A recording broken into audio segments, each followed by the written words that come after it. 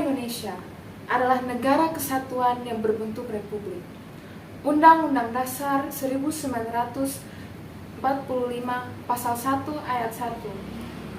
Kita tahu benar bahwa persatuan dan kesatuan bukanlah hal yang sepele dan dibutuhkan semangat dan komitmen untuk mewujudkan tujuan negara itu sendiri.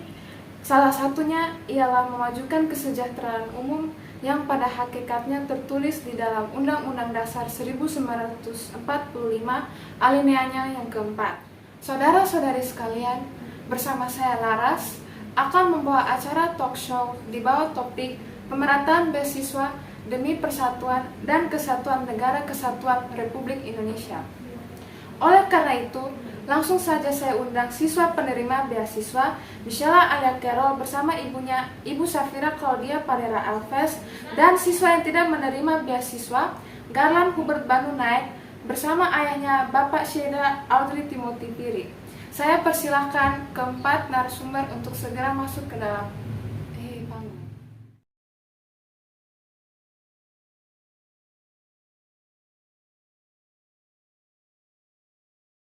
Ya, saya mulai duluan dengan kedua orang tua yang hadir. Bagaimana dari pihak orang tua sendiri? Saya ingin tanya terlebih dahulu ke orang tua penerima beasiswa Ibu Safira. Apa saja tantangan yang dialami selama masa pandemi, terkhususnya dalam pendidikan anak? Baik, terima kasih. Tentunya dalam masa pandemi ini banyak sekali tantangan yang dialami, khususnya dalam bidang pendidikan itu yang pertama bertabrakannya stigma masyarakat terhadap kesehatan atau vaksinasi. Lalu yang kedua keadilan masyarakat terhadap lapisan sosial. Ya, kalau dari Bapak Syeda sendiri sebagai orang tua dari siswa yang tidak menerima beasiswa, bagaimana? Terima kasih untuk pertanyaannya. Kalau menurut saya pribadi sebagai orang tua dari Garland, ada faktor-faktor yang menimbulkan sesuatu terjadi, kayak sepertinya adanya keterbatasan jangkauan perlengkapan elektronik seperti itu, lalu juga adanya digital di berbagai daerah yang belum tercukupi. Selain itu juga banyak siswa yang belum bisa menyimpan potensi-potensi yang ada. Kemudian keterbatasan mobilitas sosial yang menghambat pemerataan pembangunan tersebut. Baik, berarti cukup banyak tantangan yang dihadapi masyarakat. Baik, terima kasih untuk kedua orang tua atas jawabannya. Sekarang langsung saja saya undang Menteri Pendidikan Indonesia, Bapak Daniel Ariel Harjo.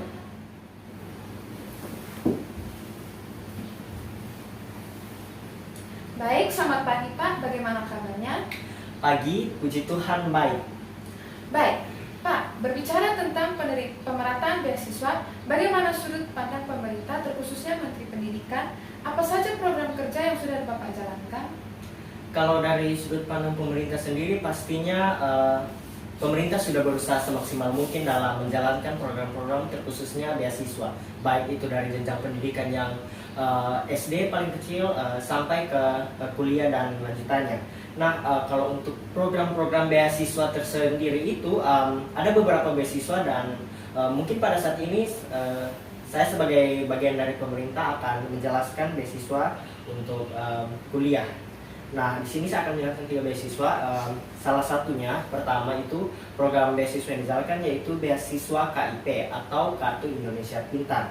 Nah, beasiswa ini dapat digunakan untuk kuliah, di mana akan mendapatkan akses untuk perguruan tinggi negeri ataupun perguruan tinggi swasta PTN atau PTS, yang dimana persyaratannya itu harus ada keterbatasan ekonomi yang didukung dengan bukti dokumen, misalnya dokumen rumah ataupun lain sebagainya, dan ada juga persyaratan lainnya yaitu siswa harus tamat pada tahun yang berjalan ataupun gap year dan maksimal itu 2 tahun. Nah, kalau beasiswa yang kedua itu ada beasiswa unggulan Kemdikbud Ristek, di mana beasiswa ini ditujukan untuk calon yang sudah memiliki surat diterima di perguruan tinggi. Nah, mahasiswa yang sudah aktif maupun kuliah maksimal 2 semester juga dapat mengikuti beasiswa ini. Dan yang paling utama untuk persyaratannya ini harus memiliki prestasi di tingkat internasional maupun nasional.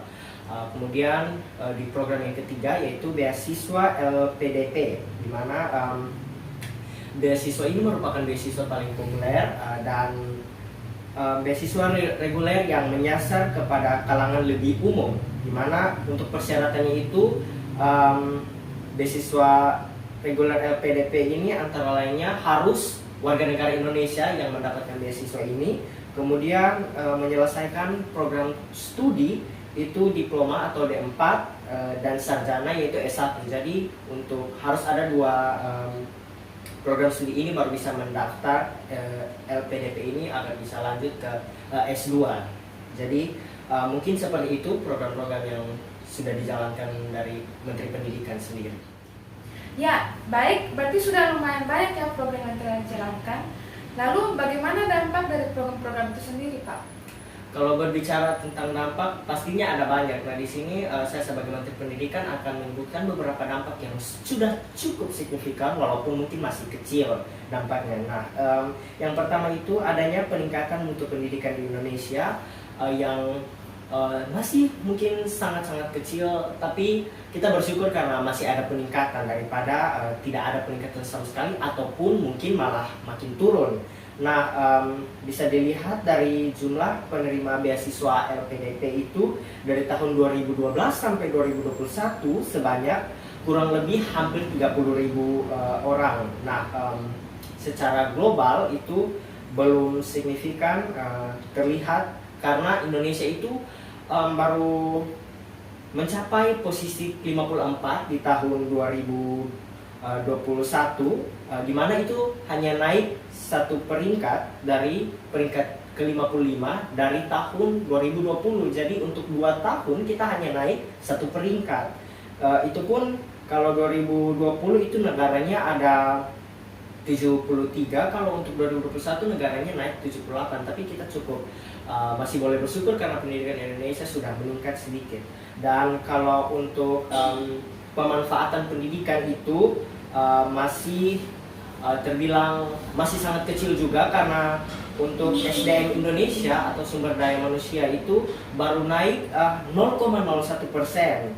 Itu pada tahun 2020 itu sebesar 0,54, naik dari 0,53 dari tahun 2018.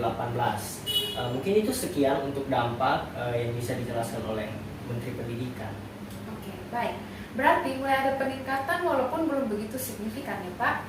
Terima kasih banyak untuk jawaban yang telah diberikan. Sekarang saya kembali ke siswa dan orang tua. Pertama-tama saya ingin melemparkan pertanyaan ke siswa penerima beasiswa kepada anak Michela. Bagaimana tanggapan Michela sendiri terhadap program beasiswa yang pemerintah sudah usahakan ini?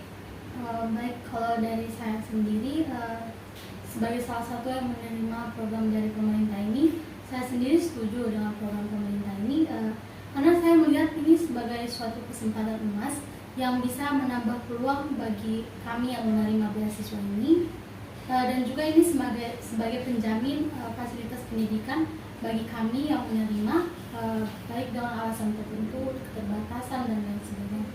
Oke, baik. Kalau Ibu Safira sendiri, bagaimana tanggapannya? Baik, terima kasih. Tanggapan saya sebagai orang tua dari Michela yang menerima beasiswa, tentunya saya setuju karena pemerintah sudah memberikan program ini dengan sangat baik. Salah satunya yaitu bisa meringangi finansial dari orang tua sendiri dan juga bisa memampukan studi anak saya ke jenjang selanjutnya. Oke, baik, terima kasih. Sekarang saya ingin lemparkan pertanyaan lagi kepada siswa yang tidak menerima beasiswa, kepada Garland. Bagaimana tanggapan Garland sendiri terhadap program beasiswa yang pemerintah sudah usahakan? Ya, terima kasih Ibu Lars atas pertanyaan yang diberikan. Kalau menurut saya sendiri, tanggapan saya tidak setuju. Saya punya 2 alasan. Yang alasan pertama, karena saya merasa tidak diperhitungkan mampu dari pihak pemerintah walau sudah berusaha semaksimal mungkin. Dan yang kedua, karena saya merasa kurang dihargai. Oke. Kalau Bapak Syira sendiri, bagaimana tanggapannya Pak? Kalau menurut saya sendiri sebagai orang tua dari Garland sendiri, menurut saya tidak setuju. Tentunya tidak adil buat saya karena karena alasannya adanya persyaratan yang berlebihan dari pemerintah yang dikeluarkan. Selain itu juga ada diskriminasi antar lapisan sosial dari setiap warga yang ada. Oke, baik, terima kasih. Kembali saya berbincang dengan Bapak Menteri Pendidikan. Saya ingin bertanya lagi, apakah peran pemerintah sudah mengakomodasi persatuan di segala usia dalam bidang pendidikan? Kalau dari segi pemerintahan, khususnya Menteri Pendidikan, saya sendiri memperhitungkannya sudah lumayan baik. Walau memang peningkatannya masih sangat kecil seperti data yang sudah saya bilang sebelumnya, naik hanya sekitar 0,01 dalam waktu 2 tahun, ataupun hanya naik 1 peringkat dalam waktu 2 tahun, kita masih boleh bersyukur karena pendidikan di Indonesia masih boleh memberikan kesempatan kepada anak-anak kita, walaupun mungkin belum merata, tapi akan kita usahakan ke depannya. Karena poin yang harus ditekankan itu, lebih baik ada peningkatan walaupun sangat kecil daripada tidak ada peningkatan sama sekali, ataupun malah dialaminya penurunan pendidikan di NKRI. Namun kembali lagi kepada realita yang terjadi di lingkungan sekitar, masyarakat juga biasanya memiliki pola pikir seperti penggunaannya orang dalam, mungkin seperti kayak punya kerabat yang DPR atau lain sebagainya, itu mereka akan menganggap seperti pendidikan ini lebih mudah untuk dicapai dan lain sebagainya, dan akan dipermudah untuk mengakses segala sesuatu. Jadi mungkin itu saja yang bisa disampaikan dari Menteri Pendidikan. Baik, terima kasih untuk jawaban dari Bapak Menteri Pendidikan yang sangat baik. Sekarang saya ingin bertanya kembali ke anak Michelle dan Garland. Nah, apakah peran kalian sebagai pelajar, sahabat, dan juga anak dalam keluarga, serta anggota masyarakat yang signifikan dalam menjaga kesatuan negara kesatuan Republik Indonesia? Dimulai dari Michelle. Baik, kalau dari saya sendiri sebagai pelajar Kristen itu untuk menjaga kesatuan dan kesatuan negara, salah satunya ialah dengan berteman dengan tidak selektif, khususnya dalam hal ras atau etnis. Kemudian sebagai sahabat seseorang itu kita harus menjaga solidaritas antara sesama sahabat itu sendiri. Oke. Baik, kalau dengan Garland bagaimana? Baik, kalau dari saya sendiri, kalau saya berperan sebagai anak, saya bertanggung jawab dalam menyelesaikan bangku pendidikan. Dan kalau dalam segi anggota masyarakat, tentu saya akan toleransi dan tidak boleh rasis terhadap satu dengan yang lain. Oke, baik. Baiklah, terima kasih untuk 5 narasumber yang sudah hadir bersama kami pada pagi hari ini.